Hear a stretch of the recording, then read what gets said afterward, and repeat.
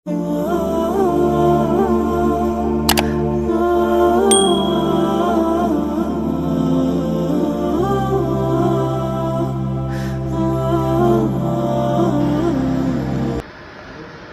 بالله من الشيطان الرجيم. بسم الله الرحمن الرحيم. إنا أعطيناك الكوثر فصل لربك وانحر إن شانئك هو الأبتر. اس سورہ مبارکہ کا نام کوثر ہے، جیسا کہ پہلی ہی آیت میں لفظ آ رہا ہے کوثر۔ کوثر کیا ہے؟ اس سلسلے میں اس امت کے سب سے بڑے مفسر حبر الامہ حضرت عبداللہ بن عباس رضی اللہ عنہما سے معلوم کیا گیا، جو آپ کے شاگرد خاص سعید بن جبیر اس کو نقل فرماتے ہیں کہ ہمارے استاد ابن عباس رضی اللہ عنہما نے فرمایا الکوثر الخیر الکثیر الذی اعطاہ اللہ ایاہ، کہ کوثر سے مراد خیر کثیر ہے، وہ خیر کثیر جو اللہ تبارک و تعالی نے حضرت محمد عربی صلی اللہ علیہ وسلم کو عطا فرمائے۔ خیر بھلائی، اور کثیر کے معنی آتے ہیں زیادتی کے، یعنی ایسی بھلائی ہے جو تھوڑی یا کم نہیں ہے بلکہ بہت زیادہ ہے۔ تو کوثر سے مراد یہ ہے کہ بہت بڑی بھلائی اللہ تعالیٰ نے حضور اکرم صلی اللہ علیہ وسلم کو عطا فرمائی ہے۔ ویسے عرب کوثر کے جو معنی مراد لیتے تھے، عرب کے ہاں کوثر سے مراد ہوتی تھی ہر وہ چیز جو تعداد میں یا مقدار کے اندر یا اپنے جثے کے حساب سے زیادہ ہوتی تھی، اس کو وہ کوثر کہتے تھے۔ لیکن یہاں کوثر سے مراد، جیسے کہ ابن عباس رضی اللہ عنہما کی تفسیر سے پتہ لگ گیا کہ مراد خیر کثیر ہے۔ خیر کثیر بہت بڑی بھلائی۔ وہ بھلائی کیا ہے؟ دین کی بھی ہے، دنیا کی بھی ہے۔ آگے اس کی وضاحت ہوگی تو بتاؤں گا۔ یہ سورت پاک نازل ہوئی، اس سورت میں اللہ رب العزت نے صرف 3 آیتیں بیان فرمائی ہیں، صرف 3 آیتیں۔ پہلی آیت میں اللہ کے رسول صلی اللہ علیہ وسلم کو بشارت ہے، دوسری آیت مبارکہ میں اللہ کے رسول صلی اللہ علیہ وسلم کے مشن کو بتایا، اور تیسری آیت شریفہ میں آپ کے مخالف اور دشمنوں کا انجام بیان فرمایا۔ کہنے کو 3 آیتیں ہیں، قرآن کریم کی سب سے چھوٹی صورت یہی ہے، اور 3 صورتیں قرآن کی ایسی ہیں جن میں صرف 3 ہی آیتیں ہیں۔ ایک سورہ عصر والعصر ان الانسان لفی خسر، دوسری یہ، اور تیسری اذا جاء نصر اللہ والفتح۔ 3 آیتیں ہیں، لیکن دیکھیے 3 آیتوں کے اندر سب کچھ بیان کر دیا۔ یہ قرآن کا اعجاز ہے، اس کی گہرائی ہے، دریا بکوزہ کہ چھوٹے سے کٹوری کے اندر سمندر آ جاتا ہے، بلکہ یہ مثال بھی اس کے آگے بے محل ہے۔ اس سے بھی زیادہ گہرائی قرآن کریم اپنے اندر رکھتا ہے۔ حضرات مفسرین نے اس صورت مبارکہ کے نازل ہونے کے بہت سے واقعات لکھے ہیں، میں آپ کو مختصراً بیان فرما دوں۔ ہوا یہ کہ اللہ کے رسول صلی اللہ علیہ وسلم بڑی لگن کے ساتھ، بڑی محنت کے ساتھ دعوت و تبلیغ کا کام انجام دے رہے تھے۔ آپ نبوت کی جو ذمہ داری تھی اس کو بخوبی انجام دے رہے تھے، اس کے نتیجے میں لوگ اسلام کے اندر داخل ہوتے جا رہے تھے۔ جیسے پچھلی جو صورتوں کی تفسیر آئی ہے اس کے اندر اس کی وضاحت ہوتی رہی۔ اس زمانے کے جو مشرکین مکہ تھے، مکہ کے مشرک، مکہ کے نافرمان لوگ، وہ بڑے پریشان تھے کہ کریں تو کیا کریں۔ اللہ کے رسول صلی اللہ علیہ وسلم کے کئی بیٹے ہوئے، 3 بیٹے لکھے ہیں، اہل سیر نے لکھا ہے کہ 3 بیٹے آپ کے ہوئے، اور تینوں کا آپ کے زمانے میں انتقال ہو گیا، آپ ہی کے سامنے انتقال ہو گیا تھا، بلکہ ہجرت سے یہ سمجھ لیجئے آپ، اور زیادہ بڑی عمر نہیں ہوئی۔ صرف ایک صاحبزادے قاسم، ان کے بارے میں آتا ہے کہ یہ اتنے بڑے ہو گئے تھے کہ گھوڑے پر سواری پر کوشش کر لیتے تھے چڑھنے کی۔ اب آپ دیکھ لیں 8-9 سال کا بچہ ہی ہوتا ہے جو کوشش کر کے چڑھ جاتا ہے، تو لگ بھگ حضرت قاسم رضی اللہ عنہ کی اتنی ہی عمر ہوگی۔ ورنہ آپ کے ایک بیٹے عبداللہ تھے، جن کو طاہر بھی کہتے ہیں طیب بھی کہتے ہیں، ان کے دو نام اور ہیں، طاہر اور طیب۔ اور تیسرے بیٹے آپ کے ابراہیم تھے۔ دو بیٹے یعنی قاسم اور عبداللہ، یہ تو حضرت خدیجہ رضی اللہ عنہا سے وجود میں آئے تھے۔ حضرت خدیجہ رضی اللہ عنہا کی پہلے دو دفعہ بیوہ ہو چکی تھی۔ پہلے شوہر سے ایک بیٹے تھے، دوسرے شوہر سے ایک بیٹا اور ایک بیٹی۔ پھر آپ صلی اللہ علیہ وسلم کی 25 سال کی عمر میں حضرت خدیجہ سے شادی ہو گئی۔ اس وقت حضرت خدیجہ کی 40 سال کی عمر تھی۔ شادی کے 1 سال کے بعد حضرت زینب رضی اللہ عنہا دنیا میں آ گئی۔ پھر اس کے 1 سال بعد حضرت رقیہ، پھر اس کے کچھ وقت بعد حضرت ام کلثوم۔ 3 بیٹیاں ہو چکی تھی آپ صلی اللہ علیہ وسلم۔ اور جس سال آپ کو نبوت ملی اس سال حضرت فاطمہ رضی اللہ عنہا کی ولادت باسعادت ہوئی اور 3 بیٹے ہوئے۔ اللہ کا عجیب نظام دیکھیے، حضور اکرم صلی اللہ علیہ وسلم ابھی دنیا میں نہیں آئے، والد کا سایہ سر سے اٹھ گیا۔ ابھی 6 سال کی عمر ہے، والدہ کا سایہ سر سے اٹھ گیا۔ اب کفالت میں اپنے دادا کی ہیں، دادا ذمہ داری انجام دے رہے ہیں۔ 8 سال کی عمر ہوئی تو دادا بھی دنیا سے چل بسے۔ اب چچا ابو طالب کے کفالت میں آ گئے۔ جب نکاح ہوا، نکاح ہو جانے کے بعد اللہ نے 4 بیٹیاں دی اور 3 بیٹے دیے۔ 4 بیٹیوں میں سے حضرت زینب کا انتقال سن 8 ہجری میں ہو گیا، حضرت رقیہ کا انتقال سن 2 ہجری میں ہو گیا، حضرت ام کلثوم کا انتقال سن 9 ہجری میں ہو گیا۔ آپ کے سامنے ہی 3 بیٹیاں رخصت ہو گئیں، ادھر تینوں بیٹے آپ کے سامنے رخصت ہو گئے۔ اور حضرت فاطمہ رضی اللہ عنہا آپ کے دنیا سے جانے کے 6 ماہ بعد دنیا سے رخصت ہو گئی۔ ابتدا سے لے کے شروع سے لے کے آخر تک، اور وہ جو نبوت کی 23 سال ہیں وہ تو ایسے درد بھرے ہیں اور ایسے مشقت بھرے ہیں کہ سیرت کی کتابیں اس سے لبریز ہیں۔ پچھلے دنوں بھی میں نے بتایا کہ مکہ کے کافروں نے جو نہیں وہ کیا، 23 سال کس درد کے ساتھ، کس غم کے ساتھ، کس تڑپ کے ساتھ نبوت مل جانے کے بعد آپ صلی اللہ علیہ وسلم کے گزرے ہیں، اس کی کچھ جھلکیاں اور کچھ تصویریں آپ کے سامنے بیان کر دی گئیں پچھلے دنوں میں۔ یہ دین اتنی آسانی سے نہیں آیا، بڑی مشقتوں کے ساتھ آیا ہے، بہت محنتوں کے ساتھ آیا ہے، بہت قربانیوں کے ساتھ آیا ہے۔ اللہ کے رسول صلی اللہ علیہ وسلم نے اپنی ہستی مٹا دی، سب کچھ لگا دیا، اس کے بعد یہ دین یہاں تک ہم تک آپ تک پہنچا ہے۔ اب جب آپ صلی اللہ علیہ وسلم کے صاحبزادے رضی اللہ عنہم دنیا سے چلے گئے، اچھا یہ جو تیسرے بیٹے تھے حضرت ابراہیم، یہ ماریہ قبطیہ رضی اللہ عنہا سے وجود میں آئے تھے۔ ماریہ قبطیہ یہ آپ کی بیوی نہیں ہے، یہ باندی ہیں۔ شاہ مقوقس جریج بن متہ قبطی، یہ مصر اور سکندریہ کا بادشاہ تھا، اس نے بطور ہدیے کہ آپ صلی اللہ علیہ وسلم کے پاس شاہ مقوقس نے بھیجی تھی۔ تو ماریہ قبطیہ رضی اللہ عنہا یہ بعد میں پھر مسلمان ہو گئی تھیں۔ ان سے آپ صلی اللہ علیہ وسلم کے بیٹے حضرت ابراہیم کو وجود حاصل ہوا، دنیا میں آئے۔ تو آپ صلی اللہ علیہ وسلم کے صاحبزادگان کا انتقال، وفات آپ کے سامنے جب ہوئی تو مکہ کے کافروں میں سے ایک بڑا کافر جس کا نام آتا ہے عاص بن وائل، اس نے یہ بات کہی کہ بھائی لوگ کہتے تھے کہ کیا کریں، منصوبے بناتے تھے، منصوبے گڑھتے تھے کہ کیسے کیا جائے کیسے نہ کیا جائے، اس بارے میں کیا کیا جا سکتا ہے اور تو کیسے اس سلسلے کو روکا جا سکے۔ اور بعض روایات میں بھی آتا ہے کہ عقبہ بن ابی معیط نے یہ بات کہی تھی۔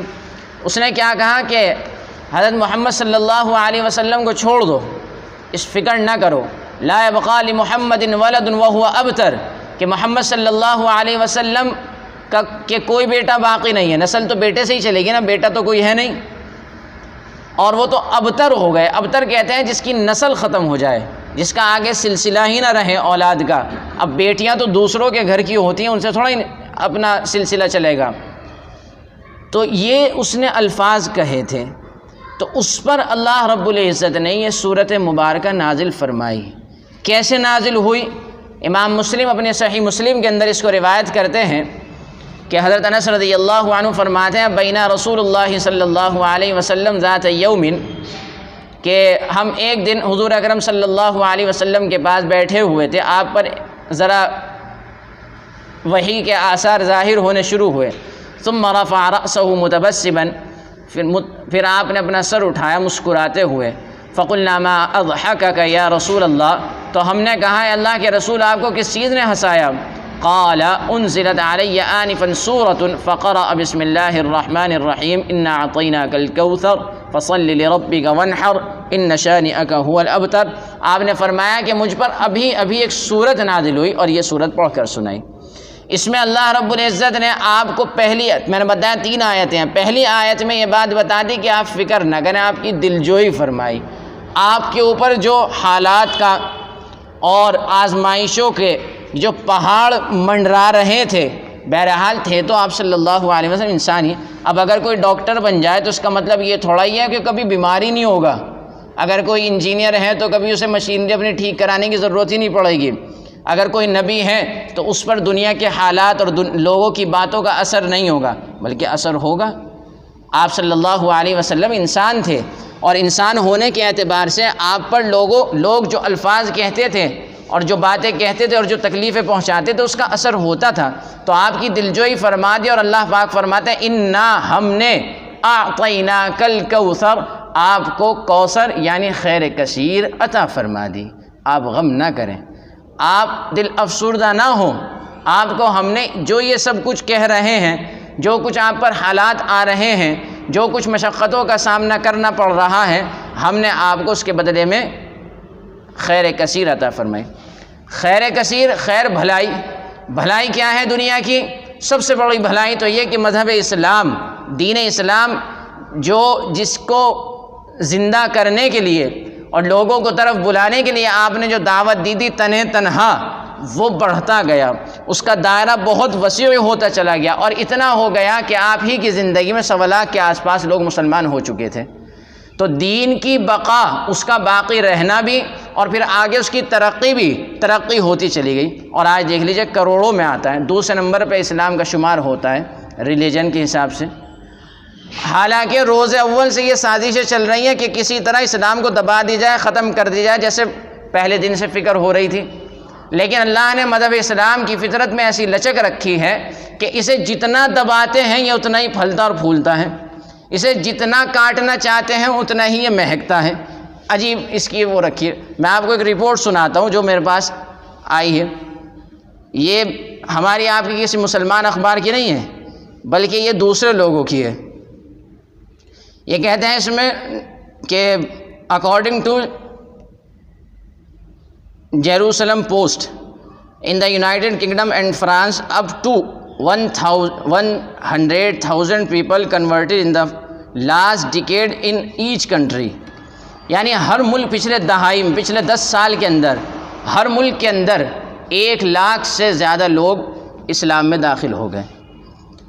ایک بہت اسرائیل کا ایک نیوز پیپر ہے، ڈیلی نیوز پیپر، یہ ہے اہرونت، اس نے یہ خبر شائع کی ہے کہ اس نے کہا ہے Germany has up to 4,000 a year، ہر سال 4,000 لوگ مسلمان ہوتے ہیں جرمنی میں. یہ دا گارجین، یہ برٹش کا بہت بڑا مشہور نیوز پیپر ہے، روز کا ڈیلی نیوز پیپر ہے. اس نے لکھا کہ about 5,000 British people convert to Islam every year and most of them are women, کہ ہر سال 5,000 لوگ اسلام قبول کرتے ہیں، جس میں زیادہ تر عورتیں ہوتی ہیں. نیو یارک ٹائم کا سنیے، وہ کہتا ہے کہ 25,000 Americans convert to Islam every year, ہر سال 25,000 مسلمان امریکہ کے لوگ جو ہیں باشندے اسلام قبول کر رہے ہیں. یہ جب بڑی بڑی تنظیمیں بڑی بیٹھی ہیں اس بات پر اور پورے منصوبے چل رہے ہیں، پوری سازشیں چل رہی ہیں کہ کس طرح اسلام کو دنیا سے ختم کر دیا جائے. کوششیں چل رہی ہیں، کاوشیں چل رہی ہیں، پوری صلاحیتیں اس پر خرچ کی جا رہی ہیں. دنیا کے بڑے دانشوروں کی دانشوری لگی ہوئی ہے، بڑے سرمایہ دار مالداروں کا مال اور سرمایہ اس پر لگ رہا ہے، صلاحیتیں خرچ ہو رہی ہیں، وقت لگ رہا ہے، لیکن اس کے باوجود پھر یہ صورتحال، انہی کے ناک تلے اسلام ایسے پھول رہا ہے، پھل رہا ہے. افسوس کے ساتھ لیکن یہ کہنا پڑتا ہے کہ ہمارا جو نظام ہے وہ بڑا کمزور ہے. یہ لوگ تو اسلام کی حقانیت کو محسوس کر کے اسلام کی طرف آ رہے ہیں، کیونکہ اللہ نے اسلام کے اندر مقناطیسی طاقت رکھی ہے، یہ کھینچتا ہے اپنی طرف، اس میں جاذبیت ہے. غضب کی اس میں اٹریکشن ہے، یہ سامنے والے کو ایسا کھینچتا ہے اپنی طرف کہ وہ مجبور ہو جاتا ہے اس کی صداقت و حقانیت کو ماننے پر۔ اور ہمارے والوں کا حال کیا ہے؟ بدعات دیکھ لیجئے کس درجے کی ہیں۔ کوئی موقع تقریب کا، خوشی کا، مرنے کا، جینے کا آنا چاہیے، اپنی شریعت بنا رکھی ہے۔ عورتوں کی شریعت اپنی ہے، شادی بیاہ کے موقع پر کوئی عالم، کوئی فاضل، گھر کا کوئی مرد ان کے معاملے میں دخل اندازی نہیں دے سکتا۔ بچوں کی شریعت اب الگ ہے، مردوں کی شریعت الگ ہے، بالخصوص تاجروں کی۔ تجارت میں اپنی طرف سے فیصلے لاکھ لیں گے، لیکن کبھی یہ توفیق نہیں ہوتی کہ جا سے کسی عالم سے، دارالفتہ سے، مفتی صاحب سے معلوم کر لیں کہ ہم جو کاروبار کرنے جا رہے ہیں از روئے شرع یہ درست بھی ہے یا نہیں، اس کا کیا نتیجہ برآمد ہو سکتا ہے، اس کی فکر نہیں ہوتی۔ تو اللہ کے رسول صلی اللہ علیہ وسلم کو فرمایا گیا کہ ہم نے آپ کو خیر کثیر عطا فرمائی۔ خیر کثیر دنیا میں تو یہی ہے کہ اسلام بڑھے گا، ہمیشہ باقی رہے گا اور ترقی کرتا رہے گا، اور قیامت تک اسی طرح ہوگا۔ اور آخرت کے اندر آپ کو شفاعت عظمیٰ، مقام محمود عطا فرمایا جائے گا۔ یہ ایک خاص منصب ہے جو خود اللہ کے رسول صلی اللہ علیہ وسلم کو عطا کیا جائے گا۔ جب اس کا کبھی موقع آئے گا تب وضاحت کر دی جائے گی۔ تو یہاں بھی آپ کو نوازا گیا اور وہاں بھی نوازا گیا، تو یہ تو آپ کو بشارت دی گئی۔ آگے مشن بیان فرمایا فَصَلِّ لِرَبِّكَ وَانْحَرْ، کہ آپ اپنے رب کے لیے نماز پڑھیے اور قربانی کیجیے۔ نماز بدنی عبادات کے اندر، بدن سے جتنی عبادات متعلق ہیں ان تمام عبادات کے اندر سب سے بڑی عبادت نماز ہے، اور مال عبادت میں سب سے بڑی عبادت قربانی ہے۔ تو دونوں عبادتوں کو جمع کر دیا، کہا گیا کہ آپ اچھا بڑی کس لحاظ سے بڑی ہے یہ قربانی، مالی عبادت کس حساب سے بڑی ہے؟ اس لحاظ سے بڑی ہے کہ قربانی تو دوسرے بھی کرتے ہیں بتوں کے نام پر، دوسرے بھی چڑھاتے ہیں اور کچھ کرتے ہیں۔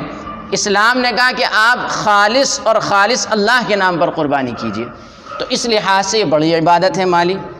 تو آپ صلی اللہ علیہ وسلم کا مشن جو ہے در حقیقت، اور امت کو جو آپ نے پیغام دیا اور تعلیم دی اپنی زندگی کے اندر، وہ یہی کہ ہم صرف اور صرف خالق کی عبادت کے لیے دنیا میں آئے ہیں۔ اس کو قرآن بھی کہتا ہے وَمَا خَلَقْتُ الْجِنَّ وَالْإِنسَ إِلَّا لِيَعْبُدُونَ، کہ جنات اور انسان کو محض اور محض ہم نے اپنی عبادت کے لیے پیدا فرمایا ہے۔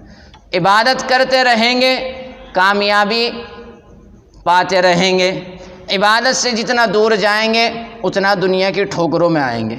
یہ ہے، ہم اپنے 1400 سال پہلے ذرا پہنچ کر وہاں ذرا سا جھانک لیں، دیکھیں کہ حضرات صحابہ کرام مٹھی بھر تھے، مدینے سے ایک آواز اٹھی، ایک چھوٹے سے شہر سے آواز اٹھی، اور حضرت عمر رضی اللہ عنہ کے زمانے میں وہ سپر پاور کی شکل اختیار کر رہی ہے۔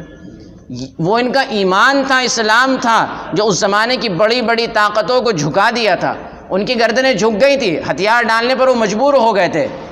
یہ اسلام ان کے دلوں کے اندر، ایمان ان کے دلوں میں چونکہ راسخ ہو چکا تھا، پیوست ہو چکا تھا، اور وہ سمجھ چکے تھے کہ سب چیز قربان کرنا ہمارے لیے آسان ہے، لیکن اسلام کی، ایمان کی معمولی بات پر ہم سمجھوتا کر لیں، اس کو نظر انداز کر دیں، یہ ہمیں برداشت نہیں ہو سکتا۔ اپنی جانیں، اپنا مال، اپنی اولاد، اپنا گھر بار، اپنے کھیت باغات، سب کچھ داؤ پہ لگایا انہوں نے۔ کتابیں ان کے واقعات سے بھری پڑی ہیں۔ تو یہ کام ہمیں بھی کرنا پڑے گا۔ جب تک ہم یہ کام نہیں کریں گے، جیسے کہ سورہ اس میں بھی آ رہا ہے لإلاف قریش کے اندر، تو جب تک ہم کامیاب نہیں ہو سکتے، جب تک ایمانیات اور اسلامیات میں مضبوطی نہیں آ سکتی، ہم اپنی منزل مقصود طے نہیں کر پائیں گے۔ تو دوسری آیت مبارکہ کے اندر بتا دیا کہ آپ عبادت کرتے رہیں اور یہی کام امت کرتی رہیں تو یہ فائدہ اٹھائیں گے۔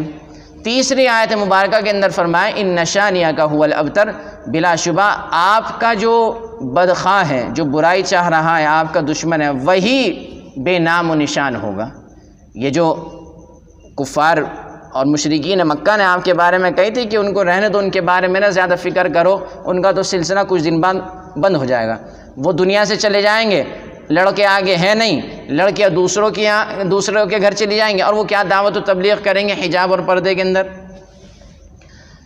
تو اس پر یہ کہا کہ بے نام و نشان تو یہ ہوں گے، بے آل و اولاد تو یہ رہیں گے، آپ نہیں رہیں گے۔ اس کا مطلب یہ ہے، یعنی آپ کا اولاد کس لیے ہوتی ہے؟ تاکہ باپ کا نام زندہ رہے، اس کی علامت باقی رہے۔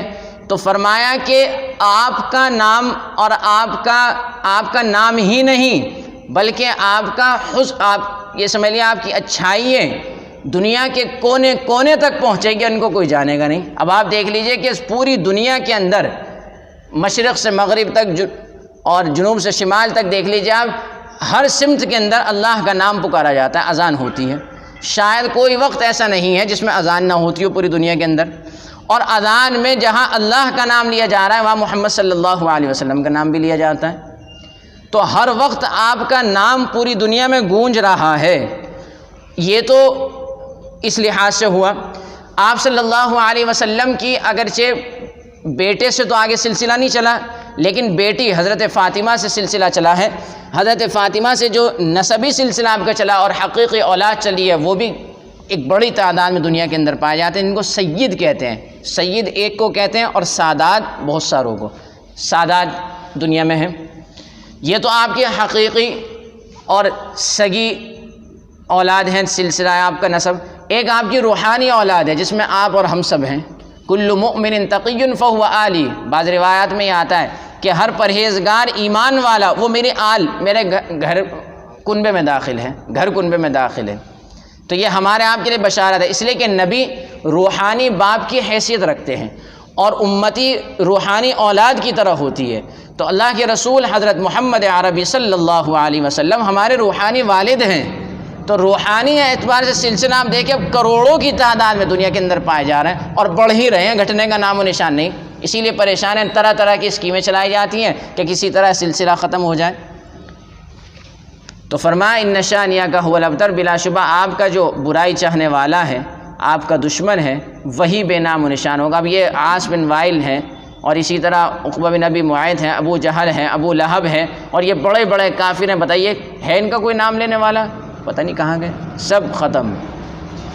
تو نیک نامی حضور اکرم صلی اللہ علیہ وسلم کی اس سے بڑھ کر کیا ہوگی؟ آپ گوگل پہ سرچ بھی کریں اور دیکھیں گے اس وقت دنیا کا سب سے بڑا آدمی کون ہے، تو اس میں آپ صلی اللہ علیہ وسلم کا نام آتا ہے۔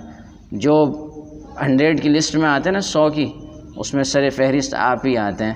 ان سے بھی اقرار کروا رکھا ہے۔ اور جو ذرا ان میں منصف مزاج ہوتا ہے وہ اپنی کتابوں کے اندر بھی لکھتا ہے۔ ان میں بڑے بڑے مورخ، بڑے بڑے وہ ہیں رائٹر ہیں جو اپنی کتابوں کے اندر حضور اکرم صلی اللہ علیہ وسلم کا نام ذکر کرتے ہیں، اور اچھائی کے ساتھ بھی ذکر، برائی کے ساتھ بھی کرنے والے ہیں لیکن اچھائی کے ساتھ بھی کرتے ہیں۔ دعا کر لیجیے۔ الحمد للہ رب العالمین، عدد خلقی ورضا نفسی وزنۃ عرشی ومداد کلماتی، لا الہ الا اللہ وحدہ لا شریک لہ، لہ الملک ولہ الحمد وہو علی کل شیء قدیر۔ اللہم صل وسلم وبارک علی سیدنا محمد، اللہم صل وسلم وبارک علی سیدنا محمد، اللہم صل وسلم وبارک علی سیدنا محمد وعلی آلہ واصحابہ اجمعین۔